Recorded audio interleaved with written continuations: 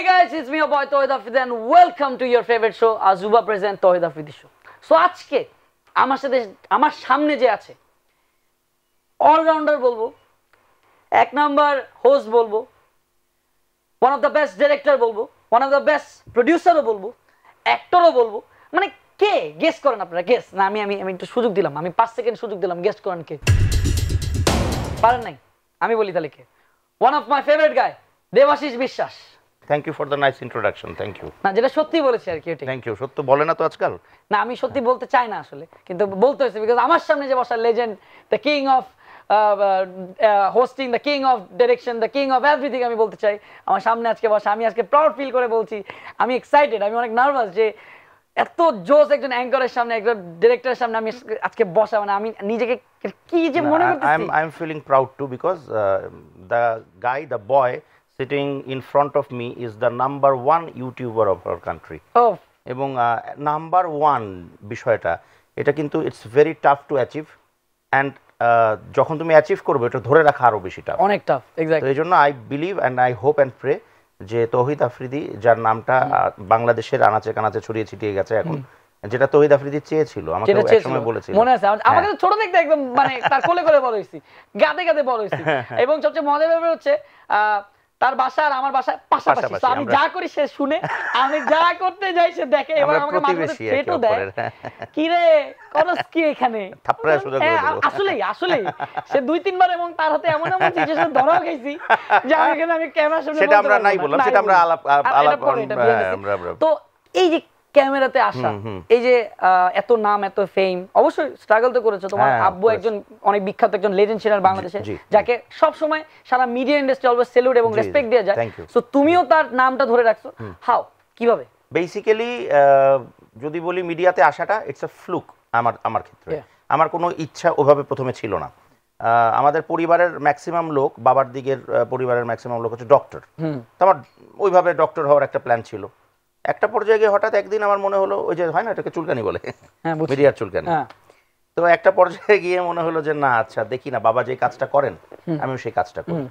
তো বাবাকে বললাম। তার আগে যেটা হলো যে আমি যে ইউনিভার্সিটিতে পড়াশোনা করতাম আইইউবিতে, তো সেখানে যেটা হতো যে মিডিয়া রিলেটেড অনেকগুলো কাজ হচ্ছিল, তো আমরা ঠিক করলাম, আমরা 3-4 জন ঠিক করলাম যে ওয়াই নট আস, আমরা কিছু একটা করি। আমাদের দেশে কোনো স্ট্রিট শো ওইভাবে হয় না।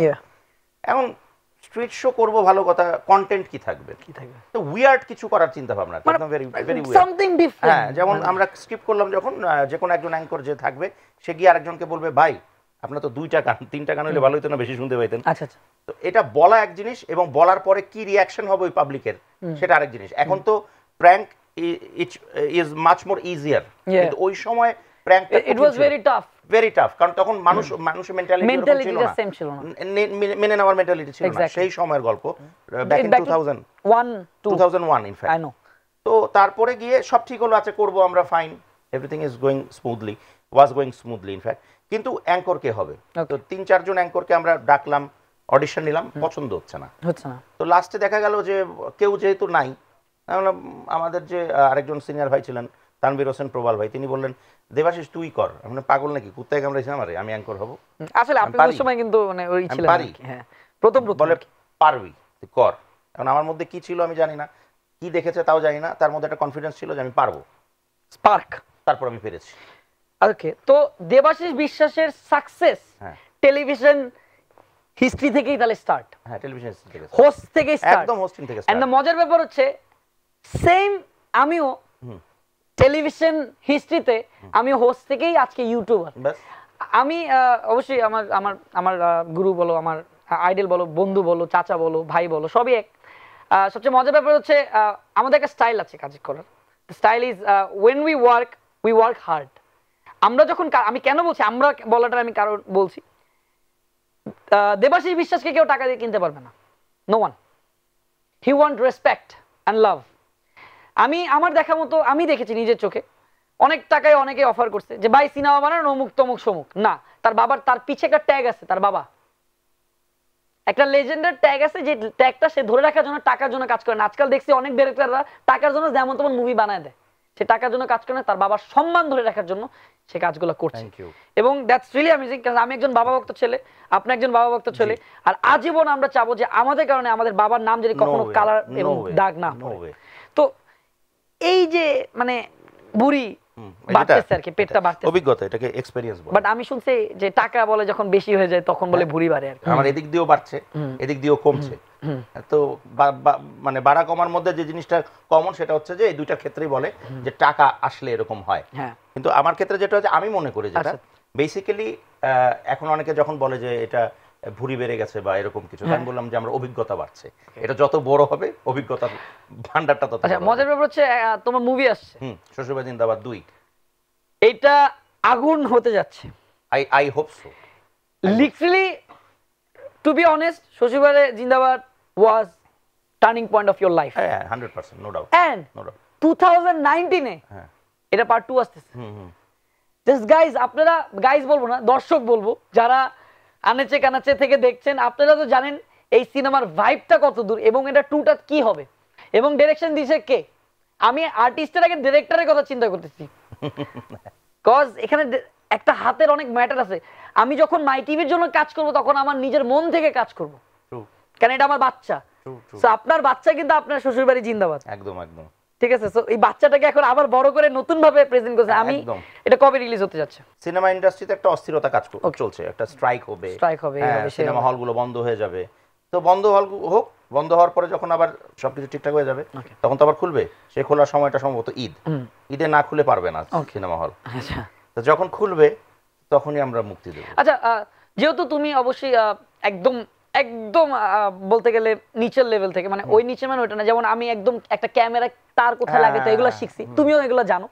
তো এই এখনের আগের মিডিয়ার এখনের মিডিয়ার মধ্যে পার্থক্যটা কি দেখো? তো ওই শিখে আসার পার্থক্য বললাম না, হাতে গোনা ধরো তোমরা কয়েকজন আছো যারা ডেডিকেটেড, যারা যাদের বাবার অনেক কিছু থাকা সত্ত্বেও, অনেক সুযোগ সুবিধা পাওয়া সত্ত্বেও তুমি তোমার মতন তোমাকে তৈরি করেছো, ঠিক আছে।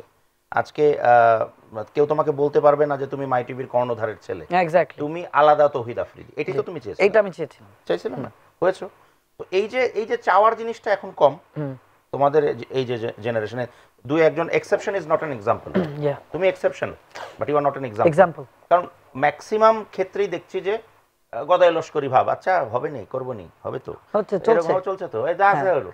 এরকম না, আমরা যখন শিখেছি, তোমরা যখন দুই একজন আছো শিখেছো যে রুট থেকে যে কাজটা একদম নিচ লেভেল থেকে, এটা আমি এজন্য বলছি যে নিচ লেভেল থেকে, কথাটা ওইভাবে উল্লেখ করছি কারণ তুমি একটা টিভি অ্যাঙ্কারিং থেকে স্টার্ট করে আজকে কোথায় বসা। টিভি অ্যাঙ্কারিং এ যখন করেছি তখন আমার অ্যাঙ্কারিং এর কোনো আমি বলবো যে অভিজ্ঞতা তো ছিলই না। এবং অনেক সময় অনেক এরকম হয়েছে, মনে করো যে একটা লিংক দেব, স্টুডিও একটাই লিংক দেব, ভালো কথা, তো একজন নাম বলবো না, নামি একজন আর্টিস্ট বলে, এই কে তুমি? আমার মেকআপ টেকআপ নেওয়া, আমার একটা লিঙ্ক আছিল আরেকটা অনুষ্ঠানের, একটাই স্টুডিও, আচ্ছা পরে করবো, বসো বসো। আমি বসলাম, মেকআপ টেকআপ নিয়ে বসে আছি। ওই যে অ্যাঙ্কার, সে মনে করো যে 3 লাইন বলতে তার 2 ঘন্টা লেগে গেল। জোস অ্যাঙ্কার, দারুণ অ্যাঙ্কার, ওয়াও। হ্যাঁ, অনেকবার শুধু বললো কাট কাট, আপু আসলে ব্যাপারটা তো এরকম না, এরকম, খুব সুন্দর কিউট করে বলছে, আপু তো কিউট করে বলে। তো যাই হোক, 3 ঘন্টা পরে যখন উনি বেরোলেন, আমার দিকে এরকম একটা তাচ্ছিল্যের লোক দিলেন, এই ভাব আর কি। হ্যাঁ, ভাব। তো আমি চিন্তা করলাম যে আচ্ছা, এই মেয়েও বা এই ছেলেও বা যিনি অ্যাঙ্কার, তিনিও একদিন আমার পিছে পিছে ঘুরবে, আমি এমন জায়গায় যাব।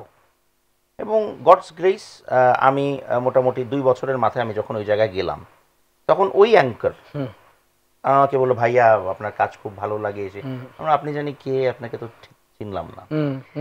হ্যাঁ, তো এরকম ব্যাপার জীবনে ঘটছে। তোমার একটা ব্রেক নিতে হবে। আমি ব্রেকটা নিব, তার আগে আমি একটা কথা অফকোর্স বলবো। আমার ভাইটা জীবনে, আমার এই ভাইটা একটা কথা বলি, অনেকেরই কোয়েশ্চেন যে দেবাশিস বিশ্বাস সিনেমা বানায় কেন অ্যাঙ্কারিং করে? বিকজ আমরা যেহেতু আমরা মন থেকে অ্যাঙ্কর থেকে আমরা যেখান থেকে আসছি, সেই কাজটাকে আমরা অলওয়েজ লাভ করি, অলওয়েজ রেসপেক্ট করি। দ্যাটস ওয়াই সে যত টাকা কামাক না কেন অ্যাঙ্কারিংটা কখনো ছাড়বে না, বিকজ তার লাইফের ক্যারিয়ার স্টার্টে হয় অ্যাঙ্কারিং দিয়ে। সো আমরা হোস্ট আজীবনই থাকবো আপনাদেরকে এন্টারটেইন করার জন্য। আমরা নায়ক হই বা যাই হোক, দেবাশিস বিশ্বাসকে এখন যেমন 5 বছর আগেও 10 বছর আগেও যেমন দেখছেন, সে এখনো এমন আছে, সে এমনই থাকবে আজীবন, আর তাকে আমরা এমনই দেখতে। দাদা, কতগুলা সিনেমা, কতগুলা নাটক, কতগুলা শো তুমি করছো এই পর্যন্ত, সব মিলায় আর কি? যদি সিনেমা নাটক বলি তাহলে ওগুলো গোনা সম্ভব। হ্যাঁ, সিনেমা মনে করো যে এটা নিয়ে আমার 6th সিনেমা হবে। ওকে, নাটক 15-20টা নাটক টেলিফিল্ম মিলায় 15-20টা হবে, আমি ভুলে গেছি ইনফ্যাক্ট, মানে 30টা ধরে নিলাম সব মিলে এরকম হবে 30টা। আর যদি শো বলি হ্যাঁ তাহলে মারা যাব, মানে বলতে গেলে 600 আরো বেশি, 1000 1100 শো মিনিমাম। তাহলে 1030টা, তাহলে 1030টা এক একটা তো প্রেম হইছেই আপনার, শুনছি তো। এক একটা না, একাধিক হয়েছে, এক একটা মানে এক একটা তো গরিবরা করে প্রেম, আমার তো বড় লোক মানুষ, আমার মনের দিক থেকে আমি বিশাল বড় লোক, আমার একটা প্রেম কেন হবে রে ভাই এত বছরের ক্যারিয়ারে? তালি দাও তালি, সব ছেলেরা দাও তালি, ঘরে উঠে দাও তালি। না একটা প্রেম নেই, একটা প্রেম আমার পোষাতো না, পোষাতো আমি না। যেরকম মানুষ আমার মনটা যেরকম, তাতে এক প্রেম দিয়ে আমার পোষাতো না। ওয়াও। এবং এট এ টাইমও হয়েছে এরকমও আছে, আচ্ছা। মেনটেন করেছি। মেইনটেইন করেছেন। হ্যাঁ। তাহলে আমাদের আপনারা দেখতেই পাচ্ছেন দেবাশী বিশ্বাস আমাদেরকে কি শেখাচ্ছে, যে একাধিক প্রেম করো কিন্তু মেনটেন করো, মেইনটেইন করো, যে আসলে আমাদের এটা আমাদের শিক্ষা না, এটা আমাদের জায়গা না, আমাদের দেশ এগুলো আমাদেরকে শিক্ষা দেয় না, কারণ আমরা ব্যালেন্স করে চলতে হবে। এক্স্যাক্টলি। কারণ আমরা আমাদের বড়দের থেকে যদি এগুলাই শিখি তাহলে আমরা দেশটা যাবো কোথায়, চলবে কোথায়? প্রিয় দর্শক, আজকে অনুষ্ঠান এই পর্যন্তই, দেখা হবে পরবর্তী মাইক দিবে, আরেকটু পর আমার মাইক দিবে, বলবে তোর মোবাইলটা একটু দে তো আমারে। তুই বল, বলে যা, আমার কোনো আপত্তি নেই, তুই জানিস আমি কিরকম। না না না, আমি একটা কথা বলি, দেবাদিস দার খুব সুন্দর একজন আমার আপু আছে, এবং সুন্দর একটা পরিবার আছে, জি। আমার পাশেই থাকে, কোনোদিন ঝগড়াঝাটির আওয়াজ শুনি না, সত্যি আসলে জেনুইনলি কোনোদিন কোনো ঝামেলা শুনি না, সব দিকে নরমাল থাকে, না, মাশাআল্লাহ, thank you, that is really good. Thank you. আর মাঝে মাঝে কেন জানি রাস্তায় একটু বাম ডান হাঁটে, ওটা ওটা ওটা তোমাকেও তো দেখি, আমি তো দাও বাম ডান হাঁটি, আমি তো বাম মাঝে মাঝে একটু ডান বাম হাঁটে, ওটা তো সবাই হবেই নিয়ে রে যায়, বল। ঠিক আছে, একটু ডান বাম করে ওই হাঁটে, স্বভাব তো যায় না, না ঠিক আছে। আমার সবচেয়ে মজার ব্যাপার লাগে, একদিন দেখি সে হাটে, দেখি হাটে মালামাল, কোথায় কি, আমি জিজ্ঞেস করি কি কই যাও, আমি তো তার সাথে নর্মাল, কই যাও, আরে না বেটা বুঝিস না, সে একটু বাজারে গেছে, হ্যাঁ মানে সে মানে ইনডাইরেক্টলি বোঝাচ্ছে যে তাকে যে ঠেলা বাজারে পাঠিয়েছে, এটা বলে না রে একটু যাচ্ছিলাম আমাদের কি তাহলে বাজারটা করে নিয়ে যাই, তো ব্যাপারটা হচ্ছে ওরকম আর কি। তো বিয়ে করে সংসার লাইফটা আমাকে একটা শিক্ষা দেন যে বাবা বিয়ে করো, বা একটা কিছু একটা উপদেশ দাও আর কি। ভালো আছো বিয়ে ছাড়া, ভালো থাকো বিয়ে ছাড়া। হ্যাঁ, মানুষ দু প্রকারের হয়, জীবিত আর বিবাহিত। তুমি জীবিত থাকো না, বিবাহিত তোমাকে হতে তোমাকে কি বলছে, হ্যাঁ একটা পর্যায়ে যখন তুমি পারবা না, যখন বলবা যে না আমার একজনকে আই নিড সামওয়ান ফিক্সড, হ্যাঁ it's a fixed deposit kind of a thing, যেখান থেকে অনেক ইন্টারেস্টও আসে। আর বাকিগুলো তো সেভিংস অ্যাকাউন্ট, অথবা কিছু আছে থাকে কারেন্ট অ্যাকাউন্ট, যেগুলো নিয়ে তুমি চলো। তা আমার এরকম বহুত কারেন্ট অ্যাকাউন্ট ছিল, কিছু কিছু কারেন্ট অ্যাকাউন্টকে সেভ করতে চাইছি, দুই একটা হয়েছে দুই একটা হয় নাই। ধরা গেছো কয়টা? আমি এটাই তো মজার ব্যাপার, আমি ধরাই খাইনি এখন পর্যন্ত, সিরিয়াসলি স্পিকিং আমি ধরা খাইনি। তুই ভালো ছেলে যে তুমি ধরা খাও না? না না, আমি খুব খারাপ ছেলে, এজন্য আমি আমাকে না ধরতে না, পারে নাই। ভালো ছেলে দেখে তো ধরা খাও নাই। আমি ভালো ছেলের ভান করে থাকি, এজন্য ধরতে পারে নাই কেউ। বললাম না, মেইনটেইন করার একটা বিশাল বিষয়। তো এই যে আপু, যে আপু জানে সব, হ্যাঁ সব বলা আছে। এটা কি মানে ধরা খাওয়ার পর বলছো? না না, ধরা খাওয়ার পর না, ধরা খাওয়ার ভয়ে বলছি, আগে আচ্ছা, থেকে। ধরা আগে, বিয়ের আগে দেখো এগুলো আমি করে ফেলেছি এখন। হ্যাঁ, যা বিয়ের করার। আগে আমি সব বলে দিয়েছি। বিয়েটা করছো কবে? 6 বছর হয়ে গেছে। হ্যাঁ 2012 এ। যেটা মানে রিসেন্টলি করছো? হ্যাঁ 6 বছর হয়েছে। বেশি দেরি হয় না? না বেশি দেরি হয় না। ও এর জন্যই বলছো যে আপনি লাইফটা এনজয় করো। হ্যাঁ, আমি তো আমার বয়স যখন 36 বছর তখন আমি বিয়ে করেছি, এখন আমার বয়স 42 বছর। তো 36 বছর তোমাকে দেখে মনে হয় সত্যি 18 বছর একটা ছেলে। না না, এত বইলো না, 18 না হলেও 30 মনে হয়, 42 মনে হয় না, এটা কও। না না, এটা সত্যি কথা কই, কও তোমার আরো বেশি বয়স গো লাগে। শাট আপ, গৌতম বন্ধ করো প্রোগ্রাম। গৌতম কথা আসলেই লাগে, আমি মিথ্যা তো বলবো না। এটা বেসিক্যালি তুই আমাকে 3 মাস সময় দে। না না না না, আপনি যে 3 মাস কইলেন সময় যে দে 30 লাগে, কি বুঝি আপনি একটু বলেন। না না, আমি এটা দেখলাম যে আমাদের 30 বছরের ছেলে মেয়ে সুসাইড করবে এই কথা বলার পর। তুই একটা জিনিস বল। আচ্ছা শোন, এই যে প্রিয় দর্শক, 30 আপনি বছরের বলেন, ব্যাপারটা তার বলি। দেখা সে আবার নিজে না না বলে। না, ওই ব্যাপারটা না, যে 30 বছরে যারা সুইসাইড করবে তারা আমার মানে আমাকে দেখে যদি ভাবে যে এর যদি 30 বছর হয় তাহলে আমাদের কি হবে। এক্স্যাক্টলি। কিন্তু আসলে সুইসাইড করবে অন্য কারণে। 30 বছরে আমার বিভিন্ন ভাবে যে পারফরম্যান্স গুলো আছে, আচ্ছা, আচ্ছা। এই মেয়ে পটানো থেকে শুরু করে মেয়েদেরকে কাছে আনা থেকে ছেলেগুলা যেগুলা চায় সাধারণত, ওগুলা তো আমি ওদের থেকে অনেক অ্যাহেড। তো বলো তুমি, ওরা তো সুইসাইড করবেই। আচ্ছা, মাঝখানে যে তোমার একটা বিশাল গ্যাপ ছিল, এটা কি মেয়ে পটানোর কাছে কি গ্যাপটা ছিল? না না, ওটা আসলে বেসিক্যালি হ্যাঁ কিছু তো মনে করো যে এগুলো হচ্ছে ইন্সপিরেশন, তাই না? এখন এই যে কবিগুরু রবীন্দ্রনাথ ঠাকুর, যাকে নিয়ে আমরা এত মানে তার কথা বলার কিছুই নাই, এক্স্যাক্টলি। কিন্তু সে যে কত বড় ইন্সপায়ার্ড ব্যক্তি ছিল, হ্যাঁ সেটা খবর যদি আমরা রাখি তাহলে ওনার ক্ষেত্রে ওনারটা মাপ। হ্যাঁ, কৃষ্ণ করলে লীলা, আমরা করলেই বিলা, হবে না তো। সবার সমান অধিকার চাই ভাই। উনি বড় হয়েছেন বলে, আরেকজন ভগবান হয়েছেন বলে আমরা কিছু করবো আর ওটাতে সবাই রাগ করবে, তো হবে না, তাই না? আশীর্বাদ। দেবাশিস বিশ্বাসের বাবা একজন বাঘ, বাঘের ছেলে কি হয়? বাঘ। আমি মনে করি আমার পিতা আমার জন্য বাঘ, আর আমি তার ছেলে, বাঘের ছেলে বাঘ, তাহলে বাঘের বাচ্চা। তাহলে বাঘের বাচ্চা কেন ঘোড়াদের সাথে রেস করব? Very good, very good. তো ভাইয়া, এই যে আজকাল সিনেমা ইউটিউবের জন্য যে হয়, এটা কিরকম হাস্যকর তোমাদের জন্য একটু বলো তো। জিনিসটা হচ্ছে যে এই যে যেগুলো হচ্ছে ওগুলা কি হচ্ছে আসলে, ওগুলা সিনেমা হচ্ছে না নাসিমা হচ্ছে তো জানি না, কিন্তু এগুলো সিনেমা বেসিক্যালি আমার কাছে মনে হয় এমন একটা মাধ্যম যেটা শুধু বড় পর্দার দেখানোর জন্য। বড় পর্দা ছাড়া সিনেমা যদি আমরা টেলিভিশনেও দেখি, দেখতে হয় মাঝে মধ্যে, আমরা দেখিও, কিন্তু তারপরেও cinema is for big screen. যারা এরকম আজকাল অনেক আসছে, যারা ডাইরেক্ট শর্ট ফিল্ম বানায়, তো তারা এখন সিনেমা বানায়, তাদের সম্পর্কে তুমি কি বলতে চাও? মানুষের ইচ্ছা থাকতেই পারে, কিন্তু শিখতে হয়, শিখতে হবে। স্টুপিড ইচ্ছা থাকলে তো হবে না। আমি কিছু জানি না, তারপরেও আমি করতে গেলাম, তাহলে ওরা হচ্ছে বলদ, ঠিক আছে, গাধার 3 নম্বর বাচ্চা, 1 নম্বরও না। না, সিনেমার আলাদা একটা গল্প থাকে, একটা ভাষা থাকে। এই ভাষাটা যতক্ষণ পর্যন্ত তুমি পর্দায় না দেখাতে পারবা, ওটা সিনেমা কোনোদিনই হবে না। সিনেমার আলাদা একটা সিনেমা হচ্ছে একটা বই, হ্যাঁ, তোমার একটা ল্যাঙ্গুয়েজ আছে সিনেমা। ওটা নাটক বানাতে পারলেই সিনেমা বানাতে পারবে এমন না, টেলিফিল্ম যারা বানাতে পারে তারাই যে সিনেমা বানাতে পারবে এমন না। হ্যাঁ, এখান থেকে বেশ কিছু যারা সারা জীবন নাটক টেলিফিল্ম বানিয়েছেন, এরকম কিছু লোক এসে সিনেমা বানিয়েছেন। বাট খেয়াল করে দেখবা যে ওদের প্রথম সিনেমা যেটা হয়ে গেছে, ভালো হয়েছে, সাকসেসফুল হয়েছে, দ্বিতীয় সিনেমা হয় বানায়নি, অথবা বানিয়েছে অনেক দিন পরে, অথবা বানানোর পরে দ্বিতীয় সিনেমা কিন্তু আর প্রথম সিনেমাকে টাচ করতে পারেনি। তার মানে কি দাঁড়ালো, যে ওটা ফর্মুলার বাইরে গিয়ে হঠাৎ, ওই একটু আগে তোমাকে একটা কথা বলছিলাম যে exception is not an example. তুমি এমন সিনেমা বানাবে যেটা বাংলাদেশে 200টা, এখন যে বেঁচে আছে 200টা হল, এই 200টা হলের মাস পিপল যারা আছে, ম্যাস পিপল, তাদেরকে তুমি দেখাবে, তারা দেখবে, সিনেমা হল হাউসফুল থাকবে, তাহলে তুমি ডিক্লেয়ার করতে পারবা যে হ্যাঁ আমি সিনেমা বানাতে পেরেছি। গুটি কয়েক star cineplex, Jamuna blockbuster, Shyamoli, Balaka, আমি নাম ধরে বলে দিলাম, আমি না, আমার সিনেমাটা বসুন্ধরাতে 4টা শো পেয়েছে, হাউসফুল হচ্ছে, আসলে জায়গা পাচ্ছি না।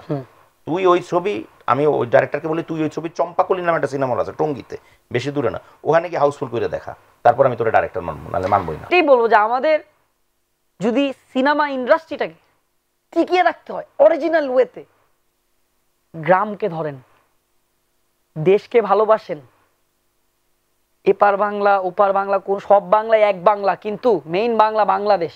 ধন্যবাদ শোতে আসার জন্য। অবশ্যই আমি সবাইকে বলবো শ্বশুরবাড়ি জিন্দাবাদ 2, যেটা আমাদের বাঘের বাচ্চা নিয়ে আসছে, অবশ্যই আমরা সবাই দেখব, এবং গ্রামগঞ্জে হিট হবে, হিট মানে super hit, not only hit, super hit হবে ইনশাআল্লাহ। কে আর্টিস্ট কে? Out and out it's a comedy film. বাংলাদেশে এই মুহূর্তে গত 5-10 বছরে কোনো out and out comedy film হয় নাই। আচ্ছা, তো এটা একটা প্লাস পয়েন্ট এই ছবির। দ্বিতীয় প্লাস পয়েন্ট হচ্ছে বাপ্পি, আফটার শাকিব খান, বাপ্পির অবস্থানটা সবচেয়ে বড় বাংলাদেশের ফিল্ম ইন্ডাস্ট্রিতে। আর শাকিব খান নেই, কিন্তু শাকিব খানের আরেকজন আছেন, অপু বিশ্বাস, তিনি এই ছবিতে আছেন। তো বাপ্পি এবং অপু বিশ্বাস প্রথমবারের মতো তারা জুটি বেঁধে, অপু বিশ্বাস অ্যামেজিং, হ্যাঁ, তো কাজ করছে গেল এক। আচ্ছা, তারপরে হচ্ছে বাংলাদেশের তথাকথিত যারা কমেডিয়ান সিনেমা জগতে, তাদের সবাইকে আমরা এক করেছি সব। হ্যাঁ, আমরা অনেকদিন কাবিলা আঙ্কেল কাজ করতেন না, তার গলায় একটু সমস্যা ছিল, তাকে নিয়ে এসেছি। আফজাল শরীফ এত বড় কমেডিয়ান বসেছিলেন, কাজ করব না, ভালো স্ক্রিপ্ট পাই না, করব না, অভিমান, তাকে নিয়ে আসা হয়েছে। আমাদের দেশে এখন যারা কাজ করছেন, শাহিন খান কমেডিয়ান, চিকন আলী, হারুন কিসেঞ্জার, হাবা হাসমত থেকে শুরু করে মোটামুটি 8-10 জন কমেডিয়ান যারা আছেন, একটা সিনের জন্য হলেও আমি সেখানেও কমেডিয়ান রেখেছি কাউকে না কাউকে। Nice boss, king of hosting. তাহলে আজকে আমি বিদায় নিয়ে নিই। একবার তোমার ফ্যান বেস সারা বাংলাদেশকে কি বলতে চাও বলে দাও। আমরা সিনেমা বানাই, অ্যাঙ্করিং করি মানুষকে এন্টারটেইন করার জন্য, এবং আই বিলিভ যে আমরা এন্টারটেইন হয়তোবা কিছু অর্থে আপনাদেরকে করতে পারি। আপনারা দোয়া করবেন যেন ভবিষ্যতে যতদিন কর্মক্ষম আছি, অনেকে বলে যতদিন বেঁচে আছি, না, সবসময় তো কর্মক্ষম থাকতে হবে, বেঁচে থাকলেই হবে না, যতদিন কর্মক্ষম আছি ততদিন যেন আপনাদেরকে এন্টারটেইন করে যেতে পারি। Thank you. সো গাইজ, আসলে পুরো অনুষ্ঠানটাই একটা দুষ্টুমি, একটা ফান, একটা লাভিং, একটা ড্রয়িং রুম, বাসায় যেরকম করেন ওরকমই করলাম। আশা করি, জানি হয়তোবা সবার মেন্টালিটি এক না, সবার চিন্তা ভাবনা এক না, যেহেতু আমি একজন ছোট মানুষ, অনেক কথায় আপনাদের রাগ করতেই পারেন, তো এই জন্য আমি হাত জোর করে সবার সামনে কানে ধরে ক্ষমা চেয়ে নিচ্ছি। আর এটাই বলবো যে বিদায় সবসময় হাসি মুখে দিতে হয়, খুশিতে দিতে হয়। তো দেখা হবে পরবর্তী অনুষ্ঠানে অন্য কোনো সেলিব্রিটি এবং মানুষকে নিয়ে, ভালোবাসার মানুষকে নিয়ে। সবাই ভালো থাকবেন, সুস্থ থাকবেন, আল্লাহ হাফেজ।